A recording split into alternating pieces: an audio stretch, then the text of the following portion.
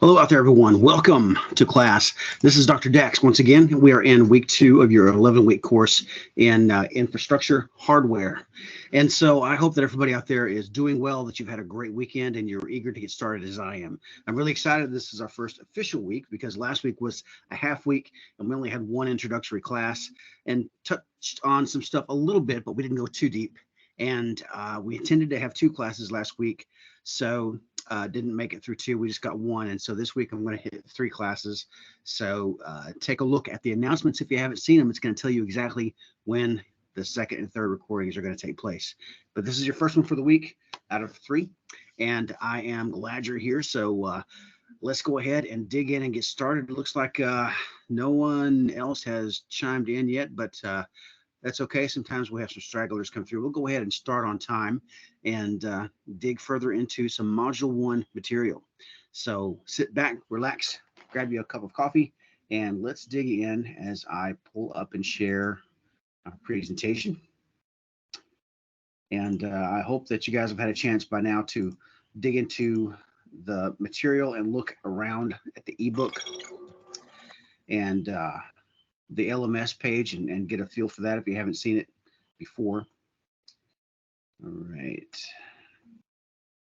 You have to bear with me because I am trying to get the presentation to work. I'm on the online version of Teams. For some reason, Teams, the app wouldn't let me launch.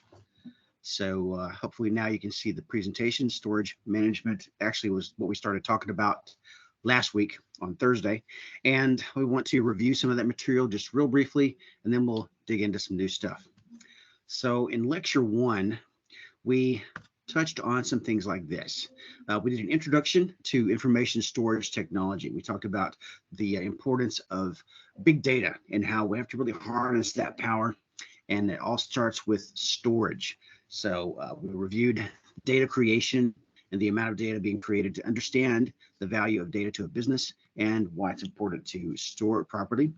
And our objectives were to describe the importance of information to individuals and to a business. And we talked about the importance of defining data and information. And we discussed different categories of data and described the storage architectures and their evolution. And what we didn't touch on then, we're going to hit today. Things like why storage information. We talked about the information explosion and described how data is growing more and more at an exponential rate. We have created more information in the world in the last 6 years than the previous 100 years. And so it's important to be able to harness that information. The 21st century is referred to as the information era. Information, data is the new gold. And so information is being created at an ever-increasing rate, and to be able to harness that properly is absolutely essential to the success of any organization that wants to be competitive, because we live in an on-demand, on-command world. So we talked about different examples like social networking sites, email, video, and photo sharing, online shopping, search engines, and there are many other examples we could go through. The information management is a big challenge for a number of reasons. Organizations seek to store, protect, and optimize and leverage the information optimally. The ability to do that rests on the shoulders of people like us who understand storage management and data science, but it all begins with the basics. What is data? One way to describe it is here: collection of raw facts from which conclusions may be drawn.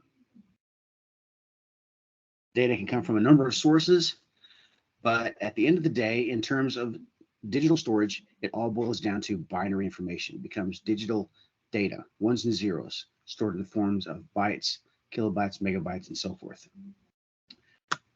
It's driven by user demand and facilitated by things like an increase in data processing capabilities, new and cheaper peripherals, and lower cost and increase of speed of storage, affordable and faster networks.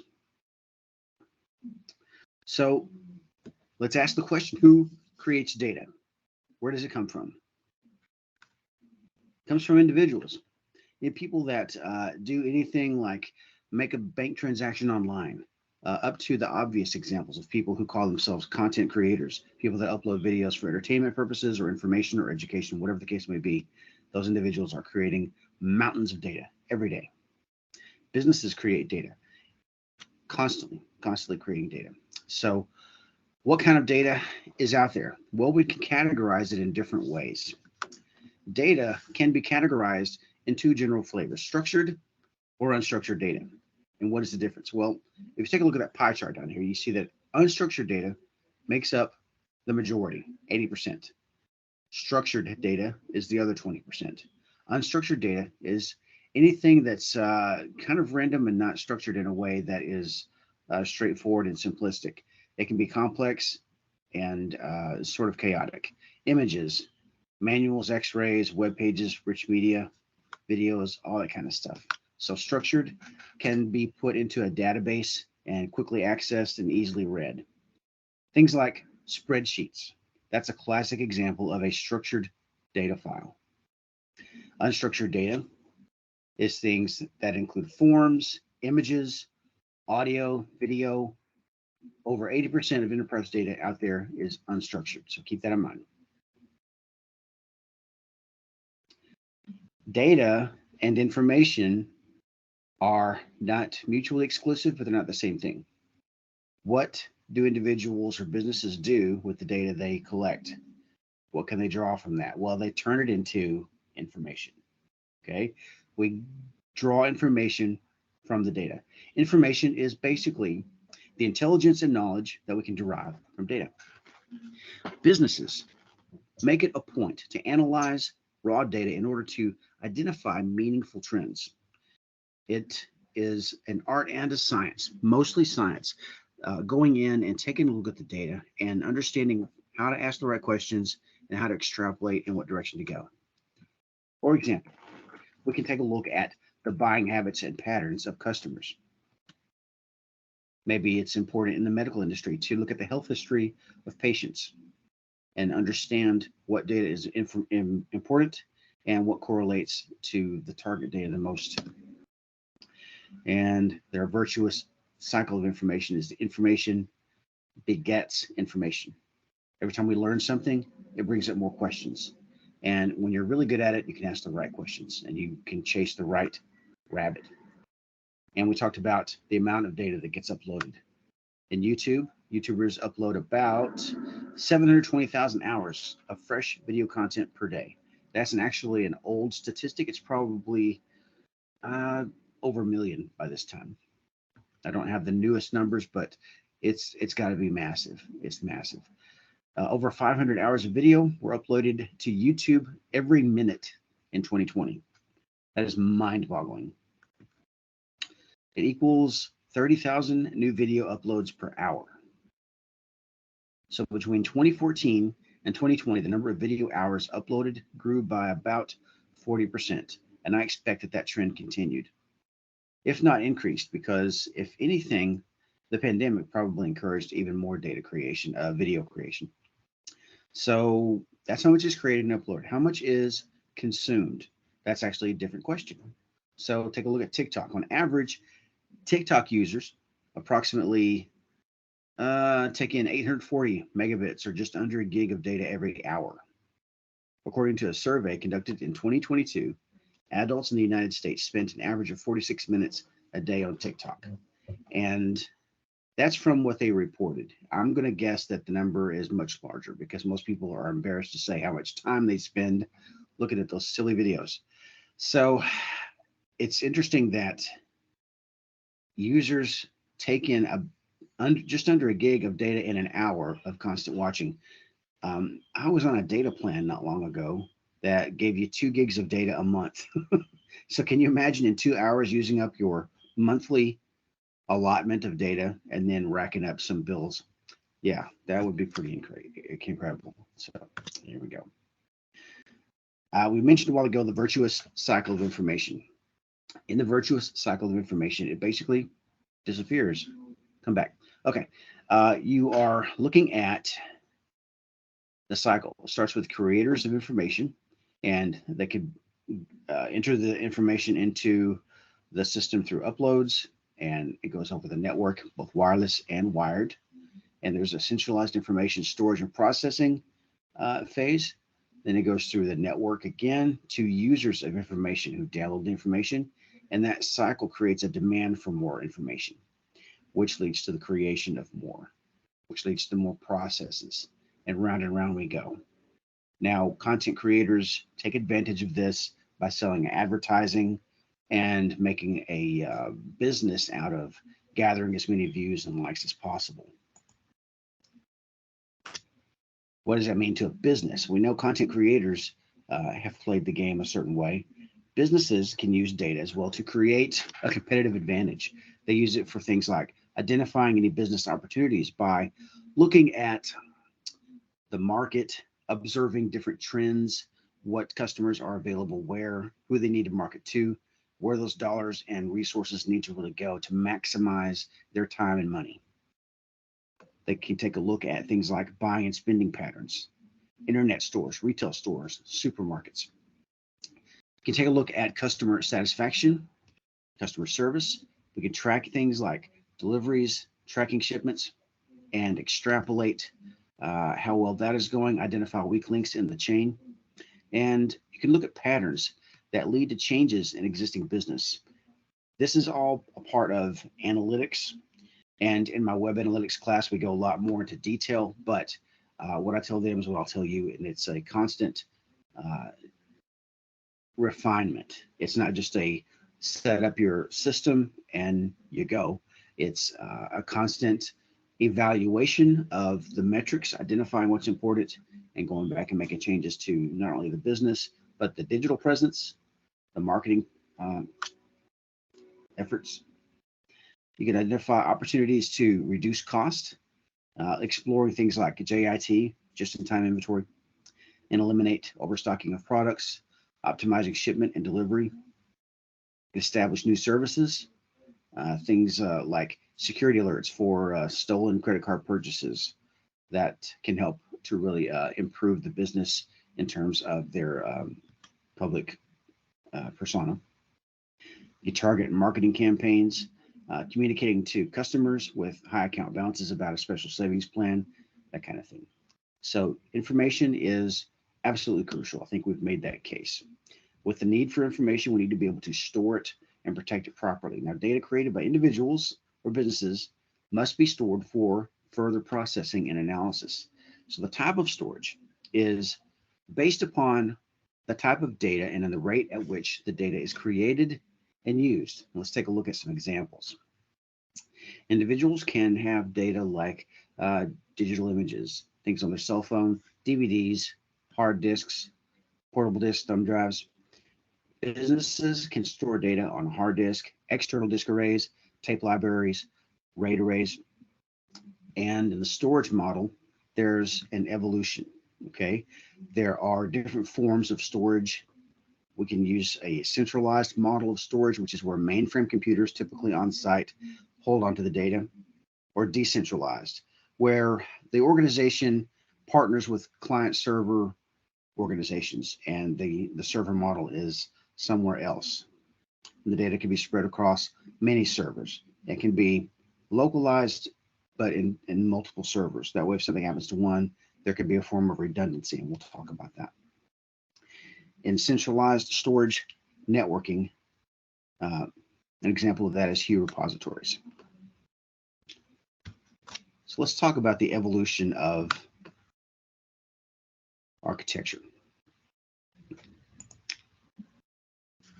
Early on, we had the internal DAS and JVOD architecture examples.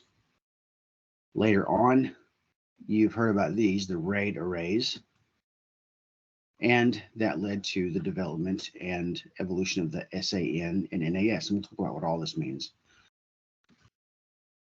And the IP SAN. You're wondering, what is all this stuff? We're going to get there. But basically, what we're doing is we are centralizing this information, localizing it in storage in a highly compressed format with multi-protocol routers, which allow us to actually use different parallel RAID arrays and allow for redundancy, but I'm getting ahead of myself. Let's take a look at some key points. We talked about the importance of information, data, information, and storage, categories, and storage architectures and their evolution. So let's dig into part 2 now. Challenges with data storage and management. So upon completion of this portion, you should be able to list the 5 core elements of a data center infrastructure, describe the requirements of storage systems for optimally supporting business activities, and we'll be able to explain the importance of the information lifecycle management and list the activities in developing the ILM strategy. So first, let's hit on the core elements. First is the applications, then databases, database management systems, or DBMS, and the physical and logical storage of data, servers and operating systems, networks, including both the local area network and the, I should say wide area network, but that's okay too. Yes, and we'll talk about that. Storage arrays. All right, so in a typical data center infrastructure, we are looking at a client-server relationship, which works in this case over a LAN, a local area network. You got your client, which is the application user interface, and the server, which could be off-site. It could be on-site too. And the information, once stored, it could be processed by going over a storage area network, or SAN, that we talked about, to a storage array or a database for further evaluation and processing. But from here, we can go and actually classify data and put it in multiple arrays. So consider an order processing system that consists of the application for order entry, the database management system to store customer and product information, the server operating system, or OS, on which the application and database programs are set to run, and the networks that actually provide the connectivity between clients and application database servers, and the connectivity between the server and the storage system, the SAN. In the storage array, the database is stored on physical disks in the storage array. Let's take a closer look. In the client user application interface, the customer order is entered via the application user interface on a client. Then the client accesses the server over a local area network. Then at the server, a DBMS uses the operating system on the server to read and write the data to a physical location on the disk. Then, over the storage area network, the communication is provided, which creates a link between the server and the storage array. Here it transports the read and write commands between the server and the storage array. Then the storage array receives the read and write commands and the data from the server and performs the necessary operations to store the data on the physical disks. Let's take a look at an optimal order processing example. The application should be optimized for fast interaction with the DBMS. The tables in the database should be constructed with care so that the number of read and write operations can be minimized. Remember that you're dealing with a large amount of information, and so anywhere that you can do some optimizing, minimizing those steps, less number crunching, less stress on the server, the better. The server should have sufficient CPU and memory resources to satisfy application and DBMS needs. And the different networks should provide fast communication between the client and server, as well as a server and storage array. And the storage array should service the read and write requests from the server for optimal performance. Let's take a look at data access. So when the DBMS receives a request from the application, what it does is it first searches the server memory. If the data is found there, the application takes about a millisecond. It's kind of like when your browser searches for cache memory and makes a web page load faster because of it. If the data is not found in the server memory, the operating system has to request the data from the storage array. Dedicated high-speed transport networks take this request to the storage array. Intelligent storage arrays can deliver the requested data within just a few milliseconds, and they're typically configured to protect data in the event of drive failures. For the purpose of setting up a data center, there are key requirements that need to be met. In these tick boxes, they include things like data integrity, availability, security, sufficient capacity, scalability, and performance. Now, there are some challenges with maintaining that hold. For one thing, the exploding data that we've talked about is just a lot to take in. The multifold increase of information growth has created challenges for the networks which may or may not be scalable enough to grow along with the data. And today there's an increasing dependency on information. It's not that we lack the ability to process raw data and to create meaningful information from it. It's just that we depend so much on it, and there's a need for a constant evaluation. So there needs to be a strategic use of information plays. What information is important, and how do we establish the metrics to achieve the right search? How can we make the most of our time? So with that is a changing value of information. What type of information is so important to your organization, and what should take a priority? Information that is valuable today might actually be less important tomorrow. And so it's an industry that is high stakes and requires constant attention, but it's exciting and rewarding. And there are some constraints to meeting these requirements, and they include things like cost. What are the resources that your organization has access to? And what are the expectations? Is there a reserve of a cash flow to keep up with the demand? What about the physical environment? Have the designers taken into account all of the physical needs in terms of the space, the temperature, everything?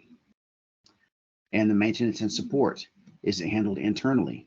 Or is there some type of warranty that is observed? Is there a third-party organization that is factored into the budget, which goes back to cost? And what about compliance? We're always interested in getting the most out of the data, but we have to do it in an ethical and legal way. And then there's the hardware and software infrastructure, what this class spends the most time on. We also have to consider interoperability and compatibility.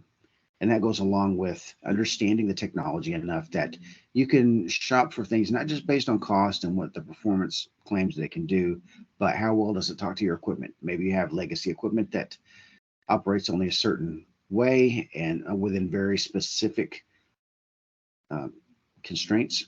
So that's something that has to be considered. Management activities that can support this endeavor include things like setting up the provisioning, capacity, and resource planning, and doing it in a smart way. Monitoring, staying on top of the information and the business in a way that helps the company to remain relevant, especially in a technology-based industry that's constantly evolving. And reporting, objectively understanding what's going on and dealing with it in a realistic way. So let's talk a little bit about data storage infrastructure. In data storage infrastructure, we're interested in understanding the information lifecycle and how to take advantage of that, how to manage it. With that, we've actually created a sort of a cottage industry, information lifecycle management, or ILM. Now, this consists of everything you see here. The ILM is basically a proactive strategy that enables IT organizations to effectively manage the data throughout its life cycle. The information lifecycle management strategy is business-centric. It should be integrated with key processes, applications, and initiatives of the business to meet both the current and future growth in information. It should be centrally managed. All the information assets of the business should be under the purview of the ILM strategy. And it should be policy-based. The implementation of the ILM should not be restricted to a few departments. ILM should be implemented as a policy that encompasses all the business applications, processes, and resources. In short, it involves every unit, every stakeholder within the organization. They all have a hand in the success of the information lifecycle management strategy. It ought to be heterogeneous. An ILM strategy ought to take into account all types of storage platforms and operating systems, not just the same one that we've done it this way always, and we're going to always do it like this. It needs to be flexible, and it should be optimized, because we've talked about the value of information.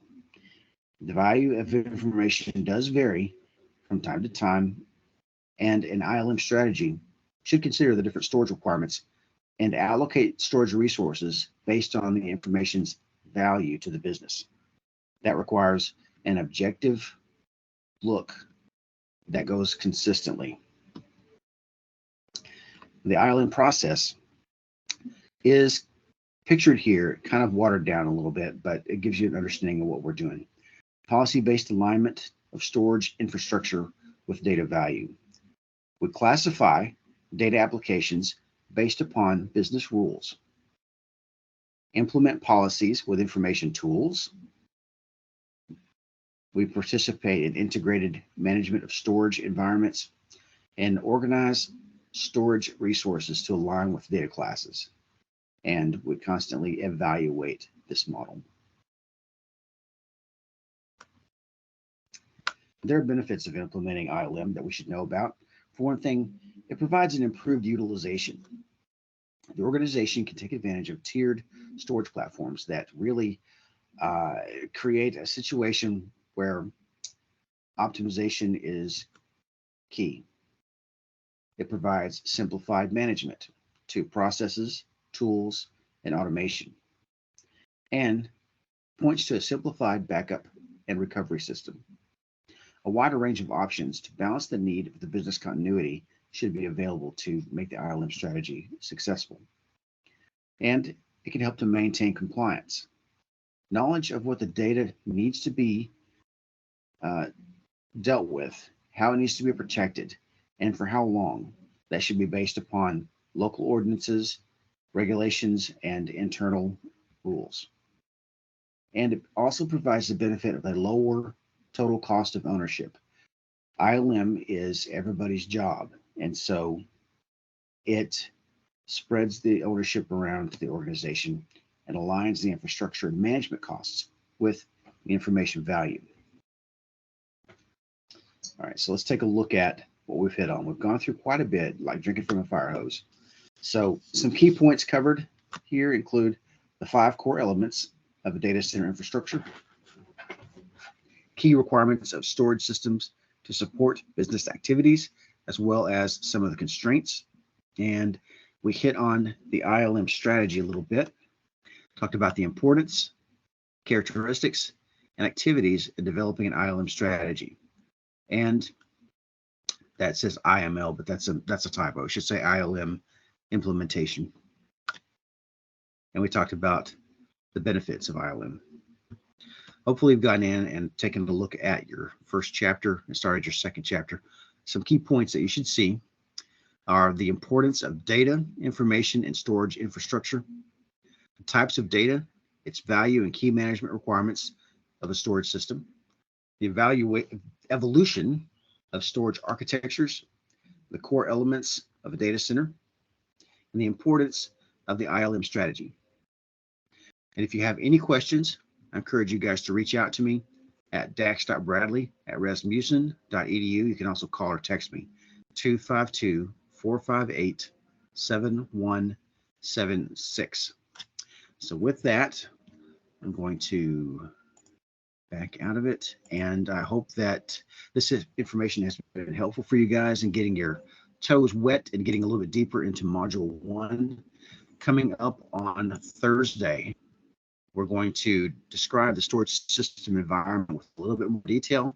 And then Friday morning, if you're available, you can participate in class. We're going to be talking about stuff from chapter 3. So moving right along into data protection and RAID arrays and that sort of thing. And I hope to see you there. If not, keep an eye out for the recording. I'll post the recording, I'll link straight to it, as well as lecture notes. So if you guys need anything, let me know, and I will provide that for you. And that's about it. I'll see you guys in a couple of days. Everybody out there, stay safe, stay objective, and we'll see you soon. And look forward to reading what you guys have to say in your uploads. If you have any questions about it or need any help with resources, let me know. Okay, that's it for now, guys. Dr. Dax out.